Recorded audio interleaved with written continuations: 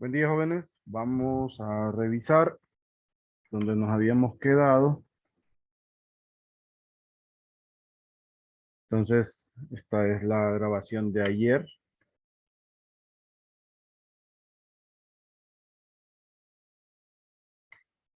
Entonces dice, sea B un espacio vectorial de dimensión finita, cualquier conjunto de generadores de B contiene una base para B. Y dos, si U es un conjunto linealmente independiente de vectores de B, existen vectores W sub 1, W sub 2, hasta llegar a Wn menos m, donde n corresponde a la dimensión del espacio vectorial, tales que la unión de los vectores W con los vectores del conjunto linealmente independiente forman una base para el espacio vectorial. Este teorema es mayormente conocido como extensión de bases. Entonces, este es el famoso teorema de extensión de bases.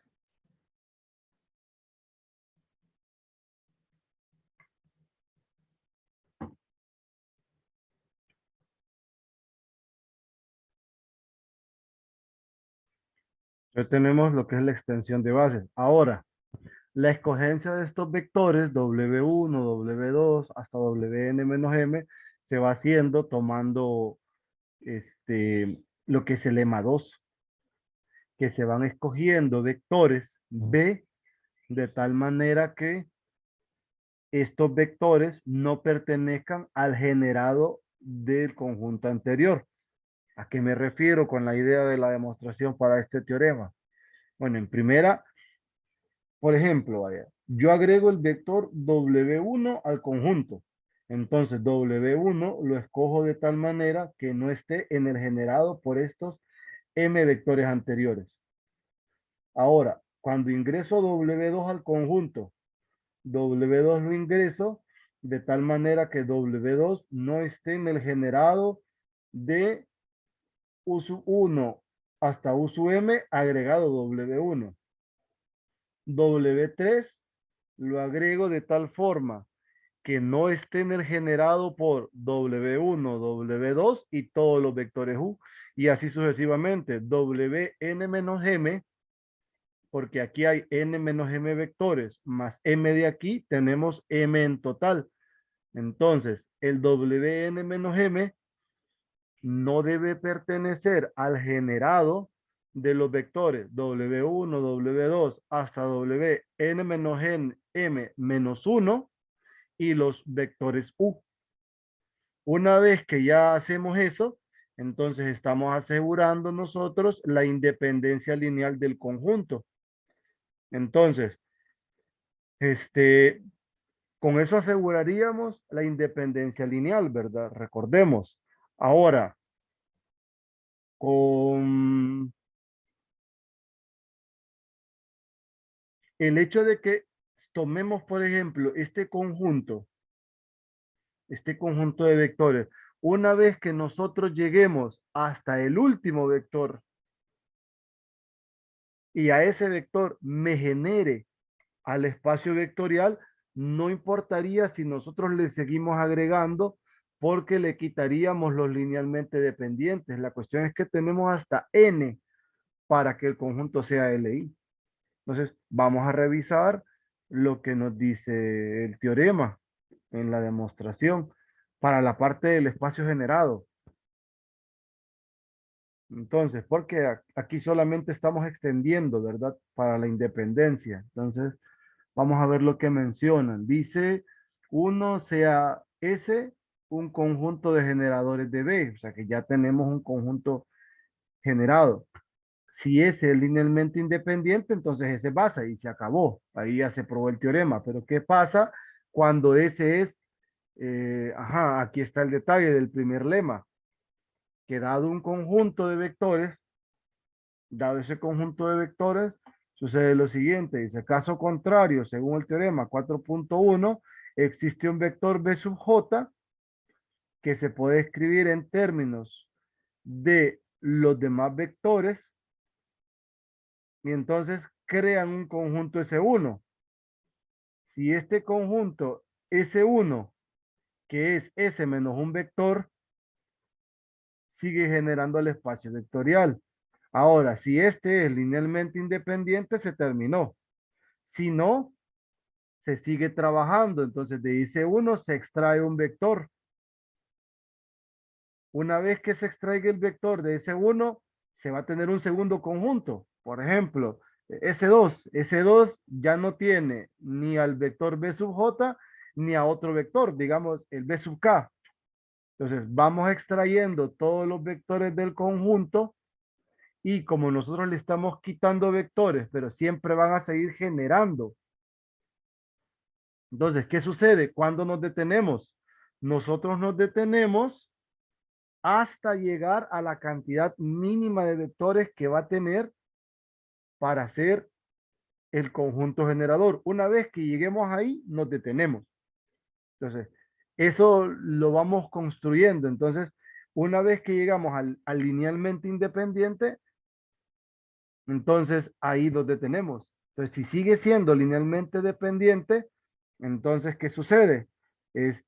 Quitamos el vector que hace que sea linealmente dependiente y sigue generando el espacio vectorial. Entonces, ahí tenemos la parte de que el conjunto S de K vectores lo genera. Entonces, pensando en la dimensión, el número de vectores que va a tener tiene que ser n, ¿verdad? Entonces, luego dice, en algún momento se obtendrá un conjunto S sub I.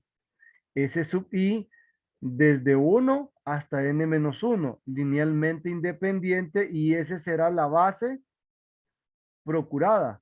En el peor de los casos se presentará cuando se pueda llegar hasta el Sn-1, que es un vector, que es un conjunto con un solo vector. O sea, nosotros podemos ir depurando hasta quedarnos con uno solo. Entonces, ese conjunto de vectores es linealmente independiente y esa es la base. O sea, que siempre podemos ir depurándole los vectores linealmente dependientes. O sea, el vector que hace que el conjunto sea linealmente dependiente. Cuando ya se obtiene ese último, entonces ese último conjunto, ya ese conjunto es la base. Ahora, la segunda parte, que es lo de la extensión, se parte de un conjunto de m vectores, se toma que escriba, se dice b sub 0 igual al generado por ls, si b sub 0 es b, ya está, esa es la base. Entonces, pues si S es linealmente independiente y L de S es igual a B, esa es la base. Caso contrario, entonces es un subespacio propio de B. Entonces agregamos un W1 que esté en B, tal que W1 no esté en el generado y aplicamos el lema 2. Entonces agregamos un S1. Este S1, si es linealmente independiente, pensamos en que si este B1 ya es B, ya esta es la base, S1, porque es un conjunto que genera el espacio vectorial y a su vez es linealmente independiente. Si eso no sucede, seguimos el proceso. Ese proceso lo vamos a repetir a lo más n menos m veces, porque partimos de un conjunto de m vectores y el espacio vectorial es de dimensión n. Entonces, así se construye la base beta. A este teorema le dicen, como le digo, la extensión de bases. Ese es el nombre que se le conoce. Y nos sirve para cuando nosotros trabajamos un conjunto de LI, le agregamos vectores de tal manera que el conjunto final es linealmente este, independiente. Esa es la idea principal del teorema. Vamos a ver qué otro detalle por acá. Luego tenemos un corolario. Este corolario es interesante porque es una consecuencia inmediata del teorema anterior. Estoy acá. Este corolario me permite afirmar lo siguiente. Si estoy trabajando con un espacio vectorial de dimensión n, entonces, ¿qué pasa? Cualquier conjunto de n vectores linealmente independientes es base. Y cualquier conjunto de n vectores que genera B es base también. Entonces, esto me permite afirmar, dado que ya conocemos la dimensión.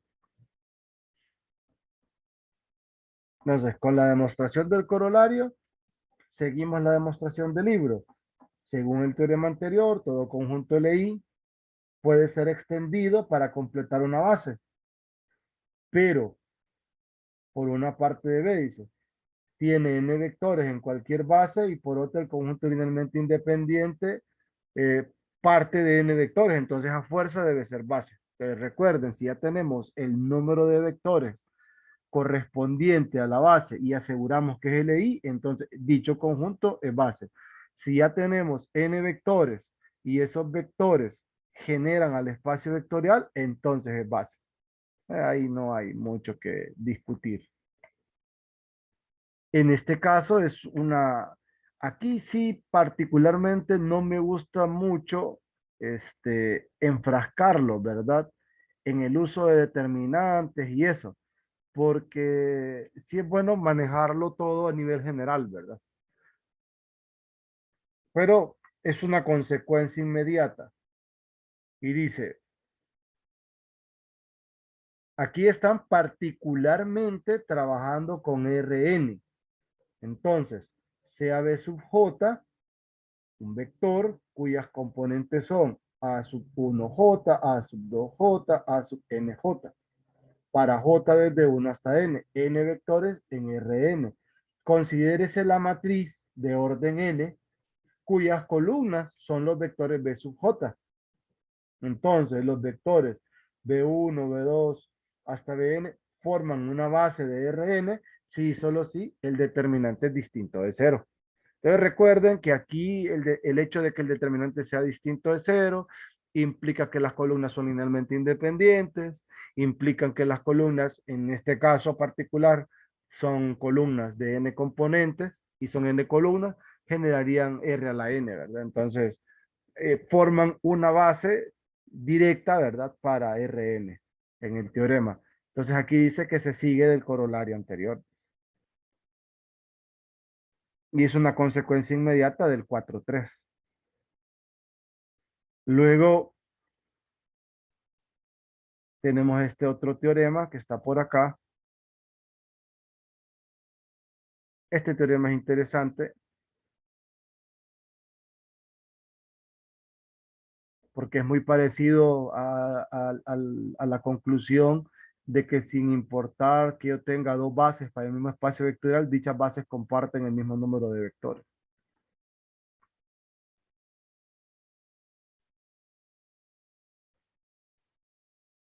Entonces, dice, sea W un subespacio del espacio vectorial de dimensión finita B. Entonces, W es de dimensión finita y la dimensión de W es menor o igual que la dimensión de B. Imagino que este lo trabajan por reducción al absurdo. Vamos a ver la idea.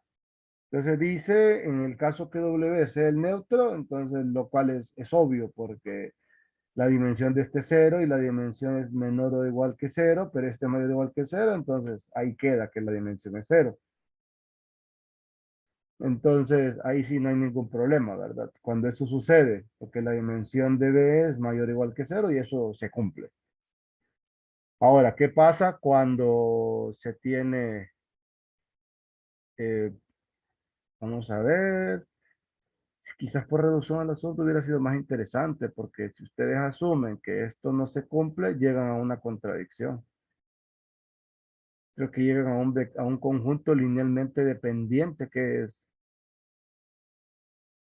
a un conjunto linealmente independiente que tiene más vectores que la dimensión. Entonces, lo cual no es posible. Perdón, linealmente independiente con más vectores que la dimensión, y lo cual no se cumple. Por reducción al absurdo, habría que ver.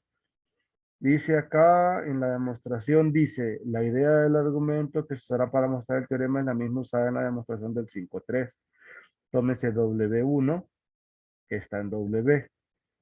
Si el generado por W1 es W, entonces W1 es una base de W.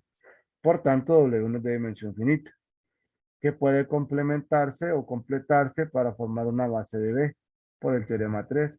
En tal caso, la dimensión de W va a ser menor o igual que la dimensión de B. Luego dice, ¿qué pasa si el generado por W1 no es W? Tómese un W2 que no esté en el generado W1 y se agrega y hay dos vectores. Este conjunto es LI. Por el lema 2, se espera que si estos dos generan a W, ya está. Pero ¿qué pasa si no? Entonces se agrega un tercer vector, que W es de dimensión finita y se puede completar con una base de B y nuevamente el teorema se cumple. Dice. Luego, en este caso, la dimensión de W es menor o igual que B. Continúes este proceso tantas veces como sea necesario hasta obtener una base de W. Obsérvese que esta base no puede tener más vectores que la dimensión de B etapas. Esto muestra que W es de dimensión finita.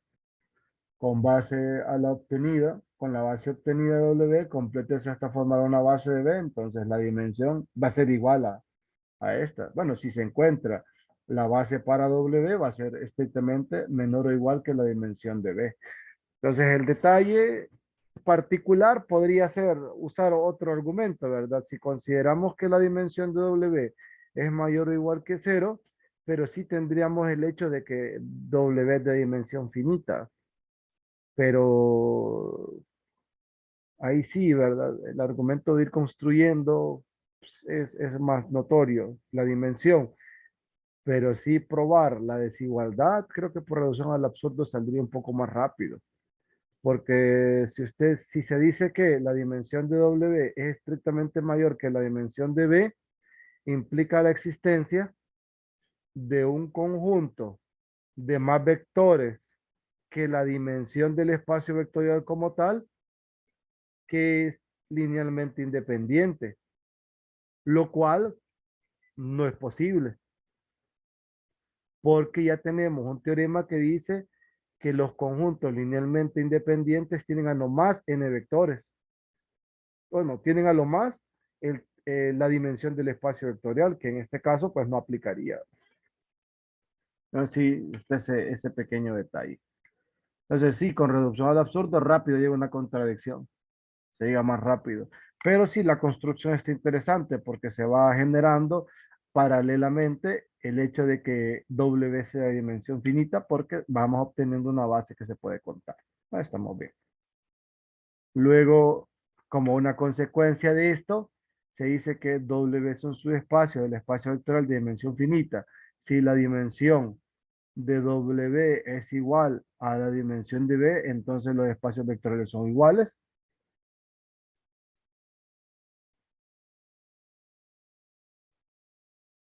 Algo que tenemos que tenerlo presente cuando tenemos un subespacio del espacio vectorial de dimensión finita B, pero coinciden en la dimensión, entonces W es igual que B.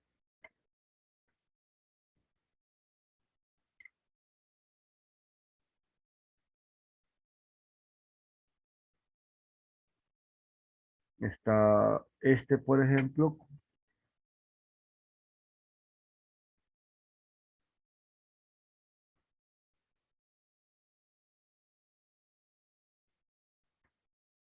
este corolario dice, en el espacio de CR, que son todas las funciones reales continuas definidas en la recta, este es de dimensión infinita.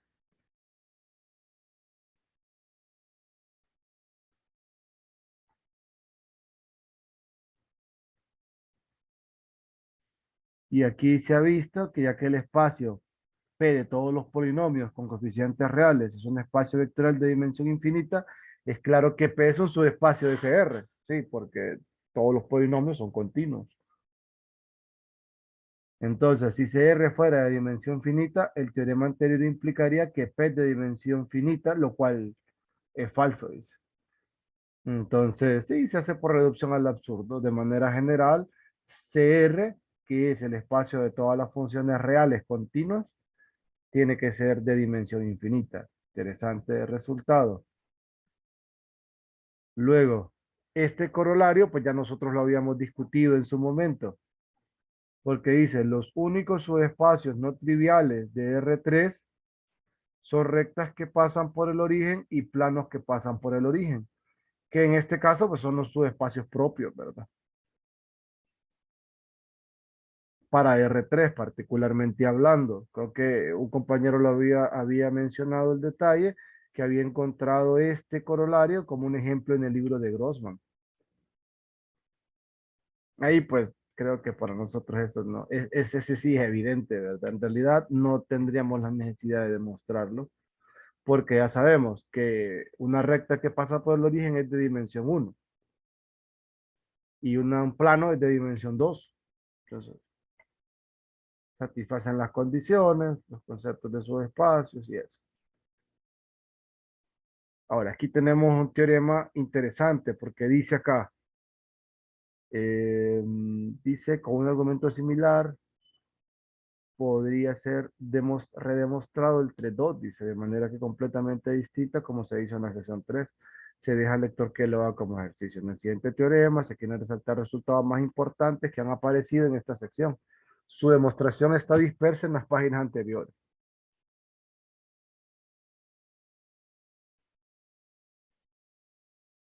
Entonces aquí es donde están vinculando todo lo visto en la sección, menciona el libro. Entonces dice, sea B un espacio vectorial de dimensión finita. Dígase que la dimensión de B es n. Entonces, cualquier base de B tiene n vectores. Cualquier conjunto linealmente independiente con n vectores es una base de B. Entonces, un espacio vectorial de dimensión finita, dígase que la dimensión del espacio vectorial es n. Entonces, cualquier base de B tiene n vectores. Listo. Eso es por el tamaño de la base, ¿no? Cualquier conjunto linealmente independiente con n vectores, esa es una base. Ahí está el teorema. Cualquier conjunto de n vectores que genere a B es una base. También. No existen conjuntos linealmente independientes en B con más de n vectores, que es lo que les estaba mencionando anteriormente. No existen conjuntos con menos de n vectores que generen a B. Cualquier subconjunto de B linealmente independiente es subconjunto de una base de B. Cualquier conjunto que genere a B tiene como subconjunto una base de B. O sea, que de cualquier conjunto, este sí es interesante, porque de cualquier conjunto generador nosotros podemos sacar una base, que esa es otra historia. Siempre se puede construir una base de cualquier conjunto que lo genere. Recuerden, se extrae de ese conjunto de vectores, tantos vectores sea necesario hasta llegar a la cantidad de la dimensión, hasta llegar a n vectores en este caso particular. Y entonces esa es la base. Es así, este es interesante porque usted empieza a extraer todos los vectores que sean necesarios hasta obtener en dicho conjunto un número n de vectores. Aparte, recuerden que si un conjunto genera el espacio vectorial y usted le quita uno, que es linealmente dependiente, va a seguir generando el espacio vectorial. Entonces, eso es lo que nos decía acá. Luego, cualquier subespacio de B es de dimensión finita y su dimensión es no mayor que n, que es el último resultado, es el resultado que estaba acá, en el teorema 5.4. Entonces, sí es un teorema muy importante porque permite resaltar varios aspectos interesantes, ¿verdad?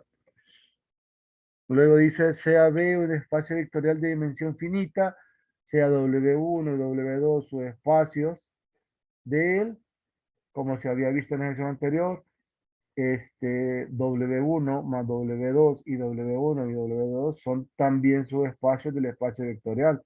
Por el corolario del teorema 5.4, Los subespacios W1 y W2, W1 más W2 y la intersección son de dimensión finita. El siguiente teorema dice cómo están relacionadas las dimensiones. Entonces, si a W1 y W2 su espacio del espacio vectorial de dimensión finita, entonces la dimensión de la suma es la dimensión de W1 más la dimensión de W2 menos la dimensión de la intersección.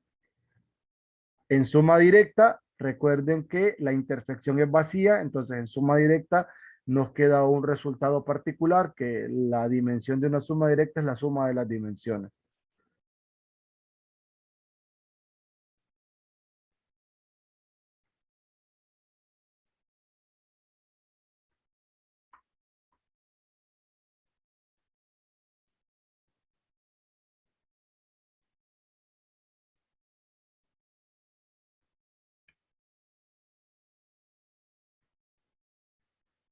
Entonces, a ese sí le vamos a poner mucho ojo porque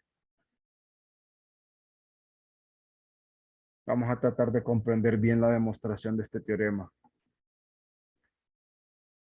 Porque este sí es interesante, particularmente es muy interesante y si se fijan, pues tiene bastante teoría de por medio, ¿verdad? Entonces, parten de que sea R la dimensión de la intersección. Tómese una base cualquiera de la intersección, entonces parten de la base cualquiera. Ya se ha visto que W1 intersección W2 puede ser contemplado como un subespacio W1 W2. Por el 5.3 se puede extender la base, se puede extender la base B sub 0 para obtener una base B1 de W1 y una base beta 2 de W2. Dígase que tales bases son beta 1 con n vectores y beta 2 con m vectores. Obsérvese que entonces la dimensión de W1 es n más r, ajá, y la dimensión de W2 es r más m.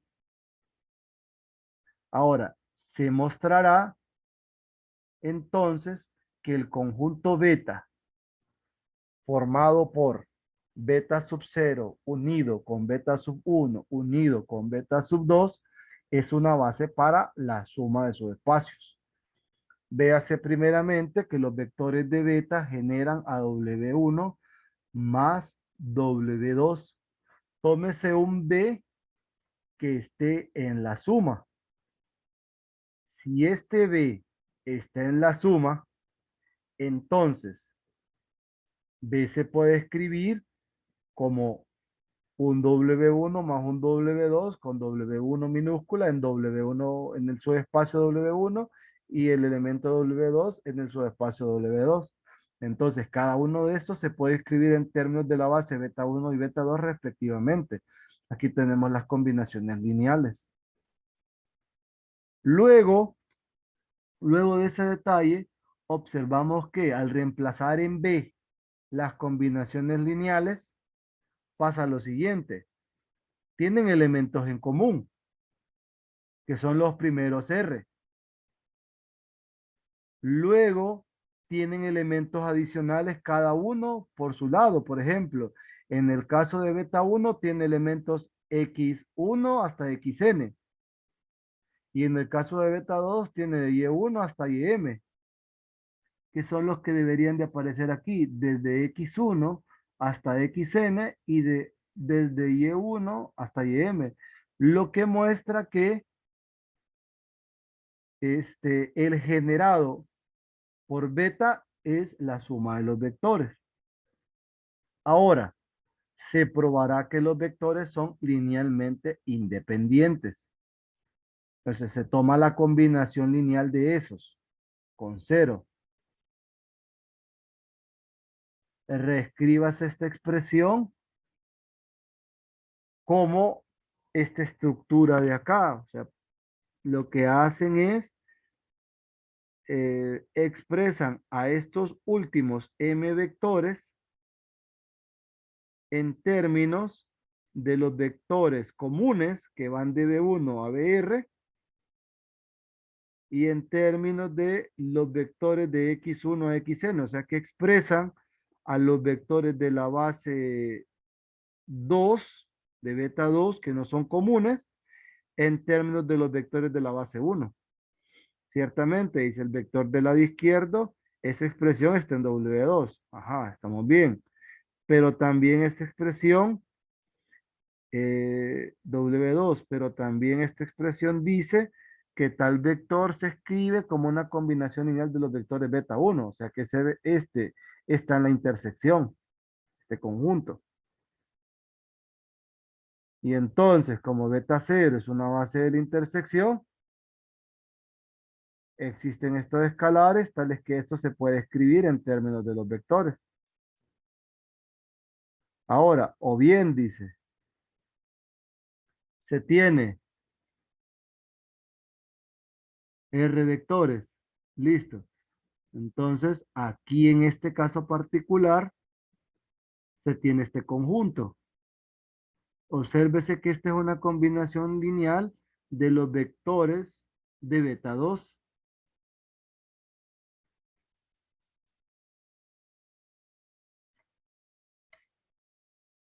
Que está igualada a cero. Tales vectores particularmente son linealmente independientes. Lo que se concluye es que todas las constantes, tanto K1 hasta Kr, desde C1 hasta Cm, todas son ceros. De la expresión 5,8, que fue la expresión que teníamos en común, estos son ceros, todos los C sub J son ceros. Entonces, se tiene vectores desde B1 hasta BR y desde X1 hasta XN igualados con cero. Se puede escribir a 1, B1, ajá, igual a cero. Pero recuerden que no son los vectores de B1. Eso hace que esos vectores de B1, como son linealmente independientes, se concluye que todos los A sub 1 hasta A sub R, todos los B1 hasta los BN son ceros. Es decir, que los vectores de beta todos son linealmente independientes. Entonces, beta se convierte en una base de W1 más W2 y por tanto, la dimensión, la dimensión de W1 más W2 va a ser igual a R más N más M.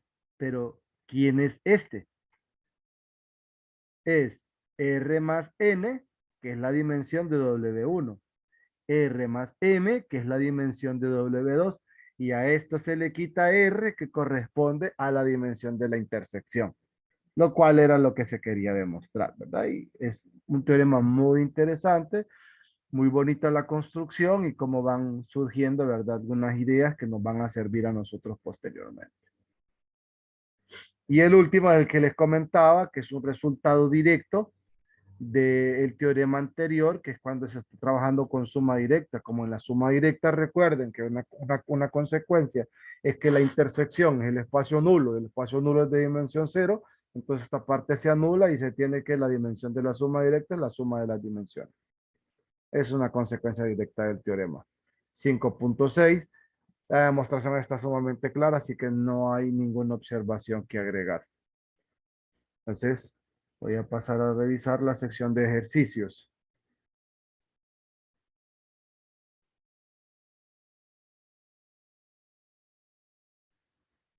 Entonces, de la sección de ejercicios, les voy a agregar unos problemas aquí luego de este documento, que esa sería la clase de hoy.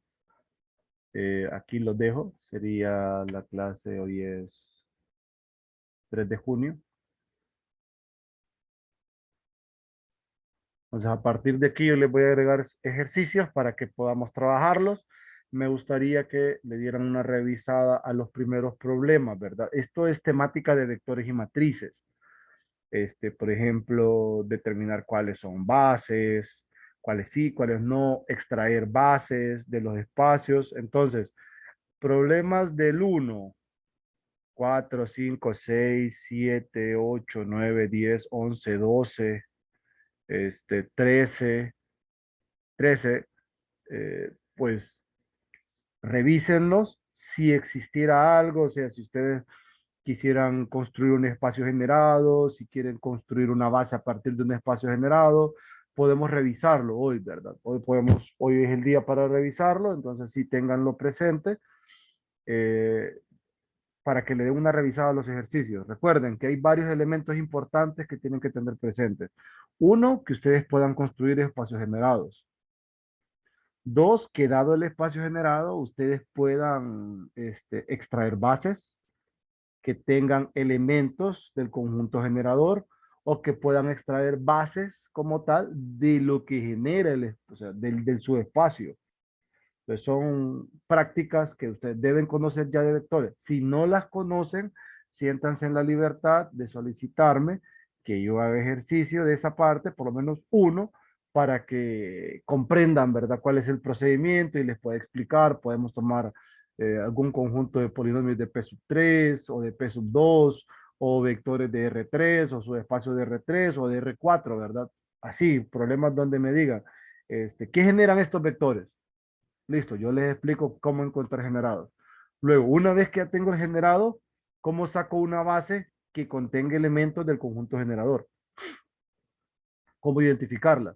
O si ya tengo ya lo que me generan, como por ejemplo en este caso, ¿cómo extraigo una base de acá?